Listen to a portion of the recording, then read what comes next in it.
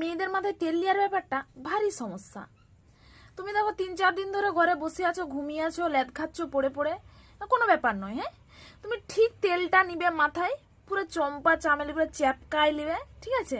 ঠিক নিবে ঠিক সেই টাইম থেকে, নয়তো বা সেই দিন থেকে কেউ না কেউ তোমাকে বলবে, কিরে ঘুরতে যাবি ভাই, ওখানে যাবি, আজকে চ না একটু ঘুরে এসি। বলবি এতদিন কোথায় ছিলি তোরা? হ্যাঁ, এতদিন মনে থাকেন তোদের?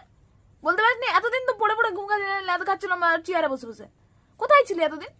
ঠিক মাথায় তেল নিয়ে নেবে, তোরা জানতে পারি। এই বল, এবার মাথায় তেল নিয়েছে চ, তোদের নিয়ে যাবার মনে আছে তো বলে দিবি যে নিয়ে যাবো নি তোকে। ঠিক তেল নিবে তখন ফোন করে, কি দরকার ফোন করবে, আরে ভাই ঘুরতে যাবি, চলে যা তোরা একলারা, যাবো নি। যত সব জ্বালা।